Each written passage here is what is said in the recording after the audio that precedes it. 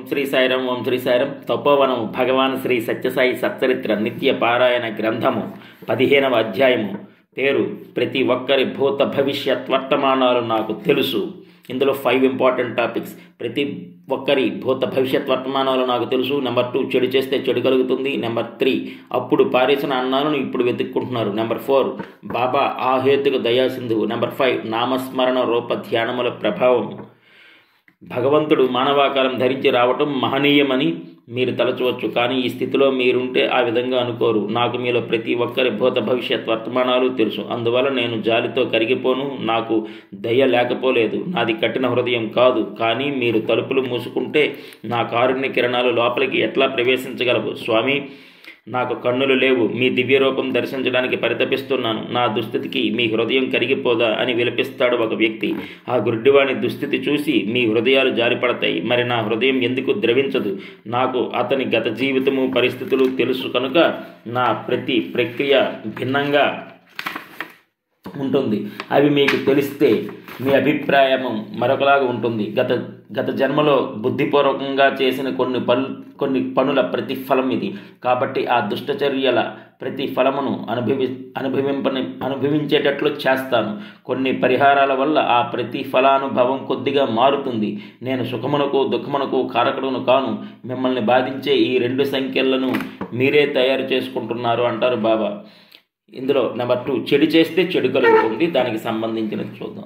ఒకసారి ఒక అందమైన జంట 2 పిల్లలతో ప్రశాంత నిలయానికి వచ్చారు. ఆ దంపతులు వారిద్దరి పిల్లలు కూడా ముచ్చటగా చాలా ఆకర్షణీయంగా ఉన్నారు. వారు ఆశ్రమంలోకి వచ్చిన తర్వాత భగవాన్ బాబాను వ్యక్తిగతంగా కలుసుకోవాలనే అమృతతో కల్లాల్ జోగారావు గారిని కలుసుకున్నారు. ఎలాగైనా భగవాన్ బాబా తమకు ఇంటర్వ్యూ ఇచ్చేలా చూడమని ఆయనను వేడుకున్నారు. జోగారావు గారు ఆ దంపతులను చూసి తప్పకుండా వారికి స్వామి ఇంటర్వ్యూ ఇస్తే బాగుంటుందని భావించి స్వామితో ఎంతో ముచ్చట గలుపుతున్న ఆ కుటుంబం గురించి చెప్పి వారి కోరికను తెలియజేశారు. అప్పుడు స్వామి ఆయనతో వాళ్ళ అందం గురించి, ఆ పిల్లల అందం గురించి చెప్తున్నావు సరే, ఆ పిల్లలిద్దరికీ కళ్ళు లేవు తెలుసా అన్నారు. జోగారావు గారికి చాలా ఆశ్చర్యం కలిగింది. స్వామి ఇంకా వారిని చూడనే లేదు. పైగా అంత అందంగా ఉన్న ఆ పిల్లలకు కళ్ళు లేవనే విషయం తనకెంత మాత్రం తెలియదు. తరువాత ఆ దంపతులు మరలా తన దగ్గరికి వచ్చినప్పుడు జోగారావు గారు ఆ పిల్లల విషయం వారికి అడిగి తెలుసుకుని చాలా బాధపడ్డారు. ఆమె జోగారావు గారితో మా పిల్లలకు దృష్టిని ప్రసాదించమని స్వామితో కాస్త చెప్పండి అని ప్రార్థించింది. ఆ దంపతుల సౌమ్య ప్రవర్తన వల్ల ఆయన మరొక్క మాట స్వామితో ఆ పిల్లల విషయం ప్రస్తావించి, స్వామి, ఆ పిల్లలకు కళ్ళు ప్రసాదించండి అని అడిగారు. స్వామి ఏమీ మాట్లాడలేదు. మరునాడు మందిరంలో నుంచి స్వామి బయటకు వస్తూ ఆ రోజు వార్తాపత్రిక చేతితో పట్టుకొచ్చి జోగారావు గారి చేతిలో పెట్టి ఒక అంశం చూపించి, ఇది చదువు అన్నారు. ఆ పేపర్లో బుక్కపట్నంలో ఒక సవతి తల్లి పిల్లల కళ్ళు పొడిచి వేసింది అని ఉంది. అది చదివి జోగారావు గారు స్వామి వైపు చూశారు. స్వామి ఆయనతో, అందుకు నీవైతే ఏం చేస్తావని అడిగారు. ఆమెకు కళ్ళు లేకుండా చేస్తాను అన్నారు జోగారావు గారు. అప్పుడు స్వామి భగవంతుడు అలా చేయడు. ఆమె పిల్లలకు కళ్ళు లేకుండా చేస్తాడు. పిల్లలు ఆనందంగానే ఉంటారు. వాళ్ళను నేనే చూసుకుంటాను. కానీ తల్లి సంగతి అని అక్కడి నుంచి వెళ్ళారు. అది జరిగిన సంభాషణ. జోగారావు గారి మనస్సులో ఒక పెద్ద రహస్యానికి ముడి విప్పినట్లయింది. ఆ దంపతుల గురించి తాను స్వామిని అడిగినదేమిటి? స్వామి ఈరోజు వార్తాపత్రికలో ఈ వార్తను చూపించిందేమిటి? ఈ సంభాషణ ఏమిటి? దీని అర్థమేమిటి? అంతేగాని స్వామి ఈ విషయం ఆ తల్లికి చెప్పి ఆమె మనసు నొప్పించలేదు. ఎవరు చేసిన కర్మను వారు అనుభవించాల్సిందేనన్నమాట. భగవంతుడు కేవలం ఒక పోస్ట్ మ్యాన్ వంటివాడు. పోస్ట్ మ్యాన్ తన సంచిలో నుంచి తీసి ఒక్కొక్కరికి ఒక్కొక్క ఉత్తరం ఇస్తూ ఉంటాడు. ఒక ఉత్తరం చదివి ఒక ఇంట్లో నవ్వులు, మరొక ఉత్తరం చదివి మరొక ఇంట్లో దుఃఖం. కానీ ఆ ఉత్తరాలలో విషయాలకు పోస్ట్ మ్యాన్కు సంబంధం లేదు. ఎవరికి వచ్చిన ఉత్తరం వారికి అందజేస్తాడు. భగవంతుడు అంతే అంటారు భగవాన్ బాబా. నెంబర్ 3, అప్పుడు పారేసిన అన్నాలను ఇప్పుడు వెతుక్కుంటున్నారు. ఒకసారి భగవాన్ బాబా బొంబాయిలోని ధర్మక్షేత్రకు వెళ్ళినప్పుడు కారుణ్యానంద కూడా స్వామితో వెళ్ళారు. స్వామి మేడ మీద గదిలో ఉన్నారు. కారుణ్యానందకు క్రింద అంతస్తులో, స్వామి గదికి క్రింద ఉన్న గదిలో నివాసం ఏర్పాటైంది. బొంబాయి ప్రముఖులు కొందరు భగవాన్ బాబాను దర్శించడానికి వస్తున్నారు. వారు నడిచే మెట్ల ప్రక్కనే ఉన్నది కారుణ్యానంద గది. కారుణ్యానంద తన ఏకాంతానికి భంగం కలగకుండా గది తలుపులు వేసి లోపల బోల్ట్ పెట్టి కిటికీలో నుంచి బయటకు చూస్తున్నారు. అక్కడ నుంచి చూస్తే ప్రహారీ గోడ దాటి బయట దృశ్యం కూడా కనిపిస్తున్నది. ఆ సమయంలో ఆయనకు కనిపించిన దృశ్యం ఆయనకెంతో ఆశ్చర్యం కలిగించింది. ఆ ప్రహారీ గోడ ప్రక్కనే ఎంగిలి విస్తరాకులతో ఎంగిలి విస్తరాకులలో అన్నానికై కొందరు పిల్లలు కుక్కలతో పోటీ పడుతూ ఉన్నారు. ఆ ప్రహారీ గోడ ప్రక్కనే ఎంగిలి విస్తరాకులలోని అన్నానికై కొందరు పిల్లలు కుక్కలతో పోటీ పడుతూ ఉన్నారు. ఆ దృశ్యం ఆయనకు ఎంతో కలవరపాటు కలిగించింది. సాక్షాత్తు అవతార పురుషుడు అవతరించి ఉన్న కాలంలో, అది ప్రస్తుతం ఆ స్వామి ఉన్న భవనం ప్రక్కనే ఇలా మానవులు అన్నం కోసమై కుక్కలతో పోట్లాడుతూ ఉండటమా అనిపించింది. అదే సమయంలో ఆయన భుజంపై మృదువైన హస్తస్పర్శ సోకింది. వెనక్కి తిరిగి చూస్తే చిరునవ్వుతో సాయినాథుడు. కారుణ్యానంద ఒక్కసారి ఆశ్చర్యపడి, స్వామి, నేను తలుపు బోల్ట్ వేశాను, మీరు లోపలికి ఎలా వచ్చారు అని అడిగారు. నేను రావాలంటే ఈ బోల్ట్ నాకు అడ్డమా? నిన్ను భోజనానికి పిలుచుకుని వెళదామని వచ్చాను అన్నారు బాబా. అప్పుడు కారుణ్యానంద భగవాన్ బాబాతో, స్వామి, ఒక చిన్న సందేశం. సాక్షాత్తు అవతార పురుషులైన మీరు ఇక్కడ ఉండంగానే ఈ గోడ ప్రక్కనే ఎంగిలి మెతుకుల కోసం పిల్లలు కుక్కలతో పోటీ పడుతున్నారు స్వామి అన్నారు. అప్పుడు స్వామి, వారందరూ పూర్వజన్మలో విలాసవంతమైన జీవితం గడిపినవారు. పంచభక్ష పరమాన్నాలు ఎదుట పెట్టుకుని కొద్ది కొద్దిగా తిని ఆ మధురాన్నాలను పారవేసిన వారు. అప్పుడు పారవేసిన అన్నాలను ఇప్పుడు వెతుక్కుంటున్నారు అని చెప్పారు. ప్రశాంత నిలయంలో సత్యసాయి సంస్థల ప్రపంచ మహాసభలు జరిగినప్పుడు వేదికపై స్వామి సమక్షంలో కారుణ్యానంద ఉపన్యాసం ఇస్తూ ఈ విషయం తెలియజేశారు. సదస్సులందరూ విని ఆశ్చర్యపడినారు. ఒక చెట్టు మీద 2 పక్షులు కూర్చుని ఉన్నాయి. అందులో ఒకటి ఆ చెట్టు పండ్లను తింటున్నది, రెండవది ఊరక సాక్షి మాత్రంగా చూస్తున్నది అని ఉపనిషత్తులో చిన్న సన్నివేశం ఉంది. దాని తత్వం ఏమిటంటే, ఆ చెట్టు దేహము, పండ్లు ప్రాపంచిక సుఖదుఖాలు. ఆ పండ్లను అనుభవించే పక్షి జీవాత్మ, సాక్షిగా చూస్తున్న పక్షి పరమాత్మ. అవి రెండుగా కనిపిస్తున్నప్పటికీ ప్రస్తుత అవి రెండూ ఒకటే. పరమాత్మ యొక్క ఆ భాష రూపమే జీవాత్మ అయినప్పటికీ సుఖ దుఃఖానుభవము జీవాత్మకే గాని పరమాత్మకు ఉండదు. పరమాత్మ కేవలం సాక్షిభూతుడు అని సత్యసాయినాథుడు తెలియజేశారు. ఒక పక్షి తింటా ఉంటే ఇంకో పక్షి చూస్తూ ఉంటుంది. ఇది నెక్స్ట్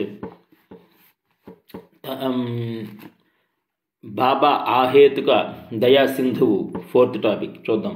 కానీ ఆ భగవంతుడు కరుణ చూపదలిస్తే మాత్రం ఆ కరుణకు హద్దులు ఉండవు, దానికి కారణం ఉండదు. ఆ స్వామి ఎవరిపై ఎందుకు ఎప్పుడు కరుణను కరుపిస్తాడో ఎవరికీ అర్థం కాదు. 1996 జూలై 4వ తేదీ నాడు స్వామి చెప్పిన ఒక విషయం అందరి హృదయాలను కదిలించి వేసింది. స్వామి తమ ఉపన్యాసంలో ఇలా చెప్పారు. ఇప్పుడు మొట్టమొదట మాట్లాడిన పిల్లవాడు హిమాచల్ ప్రదేశ్లోని సిమ్లాకు చెందినవాడు. ఇతని తమ్ముడు కూడా ఇక్కడే ప్రైమరీ స్కూలులో చదువుతున్నాడు. 10 సంవత్సరాల క్రితం నేను బృందావనంలో ఉన్నప్పుడు హిమాచల్ ప్రదేశ్ నుంచి తన తల్లిని స్ట్రెచర్లో తీసుకువచ్చారు. ఆమె చివరి దశలో ఉన్నది. అప్పుడు వీరు చాలా చిన్నపిల్లలు. నేను వీరిద్దరిని దగ్గరికి తీసుకుని, వీరు నా పిల్లలు, ఇంకా వీరి గురించి నీవేమాత్రము చింతించవద్దు అని ఆమెతో చెప్పాను. ఆమె కూడా స్వామికి మాట ఇచ్చింది. సాయిమాత, నా పిల్లలను నీకు అప్పచెప్పుతున్నాను అని కన్ను మూసింది. బృందావనం నుండి నేను ఈ పిల్లలను తీసుకువచ్చి ప్రైమరీ స్కూల్లో చేర్చాను. ఆనాటి నుండి ఈనాటి వరకు వీరి ప్రశాంత నిలయంలో కంటతడి పెట్టనే లేదు. తల్లి పోయింది, తండ్రి కూడా ఎక్కువగా రావటం లేదు. స్వామియే చూసుకుంటున్నారని అంతా స్వామికి వదిలిపెట్టాడు. అదే శరణాగతి. ఉదయము సాయంత్రము వారిని చూసి వారి యోగక్షేమాలు విచారిస్తుంటాను. తల్లి లేని బాధను వారు ఏనాడు అనుభవించలేదు. అయితే ఒకనాడు తల్లి జ్ఞాపకం వచ్చిందని చిన్నపిల్లవాడిని వార్డెన్ నా దగ్గరికి తీసుకువచ్చింది.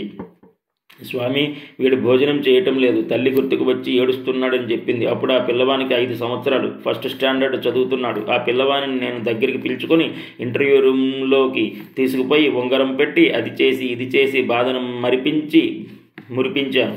అప్పటి నుండి వాడు ఏనాడు చూసినా నవ్వటమే. పిల్లల హృదయాలు అంత పవిత్రంగా ఉంటాయి.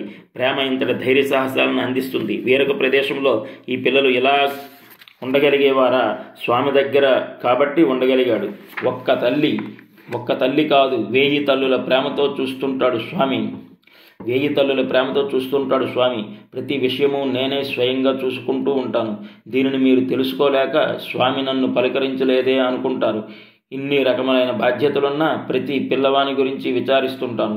ఇంతకుముందు మాట్లాడిన పిల్లవాడు ఒక తల్లి పోయింది కానీ నాకు 1000 తల్లుల ప్రేమ చిక్కింది అన్నాడు. అందువలనే తన ఉపన్యాసాన్ని ప్రారంభించే సమయంలో స్వామిని మై మదర్ సాయి అని సంబోధించాడు.